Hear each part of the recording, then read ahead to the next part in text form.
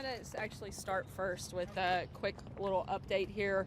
Earlier this morning, the president spoke with President Putin. They had a very good discussion, spoke for a little over an hour. They discussed nuclear agreements, both new and extended, with the possibility of having conversations with China on that front as well. They discussed trade and the fact that it has increased between the two countries since the president has come into office. They also talked about North Korea. They also spoke about Ukraine and Venezuela, and overall a very positive conversation. And we'll have a more detailed readout coming shortly, but wanted to give you guys that update while I was out here. Steve? What are the details of this new nuclear agreement? Is it a new nuclear agreement with China, Russia, United States?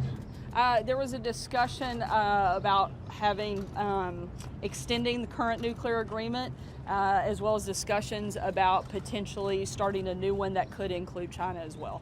Sarah, in that conversation with Mr. Putin, there is a chance that both governments can negotiate something to reach the freedom in Venezuela. I'm sorry. I'm a local station in Venezuela. Early this week, the State Department said that Russia ruined the plans for the transition in Venezuela. Now they spoke, so there is a chance that United States negotiate against the Nicolas Maduro regime, do something to reach the freedom there. Yeah, the president's primary focus throughout the call was about helping the people of Venezuela, making clear that the United States stands with the people of Venezuela, and the importance of making sure those individuals are able to get the food and the water and the medical supplies needed. The president reiterated that sentiment several times throughout the call. Sarah, did the president discuss at all the findings of the Mueller report and Russian interference as it was determined by that investigation? And did he also discuss some of the land-based offenses in Europe? Very, very briefly was discussed essentially in the context of that it's over and there was no collusion, which I'm pretty sure both leaders were very well aware of long before this call took place, something we've said for the better part of 2.5 years, and now they moved on to talk about those topics that I discussed. What about the extensive intervention that was discussed? Did Putin relay any message to the president from Kim Jong-un after Putin and Kim met during their summit? They spoke about North Korea for a good bit of time on the call, and reiterated both the commitment and the need for denuclearization. And the president said several times on this front as well the need and importance of Russia stepping up and continuing to help and put pressure on North Korea to denuclearize. And that was, again, the focus of the president's comment on that front. Steve, sorry, I may keep going. Steve. There was a meeting at the Pentagon this morning with the president's top-level national security officials about Venezuela, apparently looking at military options. How's the ball moved on that in the past couple of days? As we've said all along, all options continue to be on the table. We're looking at a number of different fronts. I don't have any new announcements or change in direction. We continue to stand with the people of Venezuela, and the president is continuing to push for aid to be delivered to those people. Beyond that, I don't have any updates, but all options continue to be on the table. And the president's going to do what is required if necessary. Thank you, Sarah. Turkish press is reporting that the president has accepted an invitation to make a visit to Turkey and meet with President Erdogan there in June, and yet no one in the White House confirms it. Is he confirmed to actually make a state visit to Turkey? No announcements on that front at this point. Certainly, the president and Erdogan have had a good relationship, and I wouldn't be surprised if they have a meeting at some point, but nothing to announce today. There's a 9 a.m. deadline now from Chairman Nadler on release of the unredacted Mueller materials. Does the administration have any comment on that?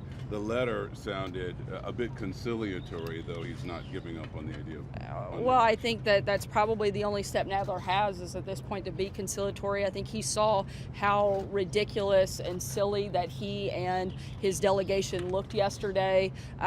This has been a outrageous 2 years of accusations against the president, and they can't seem to let that go. I think it's very interesting that he's fighting for the release of more of the report when he nor none of his Democrat colleagues have actually taken time to go and read the less redacted version that is sitting down the hall from them. It is astonishing to me that not a single Democrat has yet to go read the less redacted version of the report, yet they keep asking for more. It shows what the president has been saying, that he was right all along, that at no point will it ever be enough. The Democrats have no message. Their only option and their only strategy is to attack the president. At some point, I think that they're going to have to realize it's not working and it's time to move on. Sarah, there's a conversation between the president and Putin talking about Venezuela.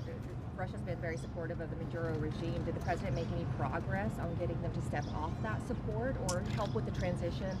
Again, the president reiterated the need for a peaceful transition, and his focus throughout the conversation was on the need to help the people and make sure that the aid was actually getting to them and being delivered.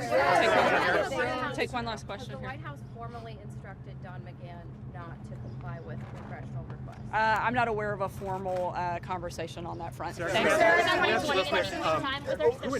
Who initiated this call, and is it any closer to these President Trump and Putin meeting for a summit down the line? And then secondarily, what was the response from Putin when the president talked about the need to engage in a peaceful transition? I'm not aware of any planned meeting upcoming for the two presidents, but I do know that Secretary Pompeo is expected to meet, I believe, with his counterparts next week, and those conversations after that, we'll see what happens from there. See, you'd said that they talked about the Mueller report being over, but the Mueller report also outlines in extensive detail attempts by Putin and Russia to interfere in the election. Did that not come up at all in there? Again, the conversation on that part was very quick, but what I can tell you is that this administration, unlike the previous one, takes election meddling seriously, and we're going to do everything that we can to prevent it from happening. That's why we've taken a whole of government approach. We have had contact with all 50 states and are looking at ways to actually prevent it from taking place instead of like they did in 2016, just letting it happen, knowing about it and doing nothing, and then trying to blame it on the incoming administration. We're not going to let that happen, and so we're going to actually be serious and take our job seriously.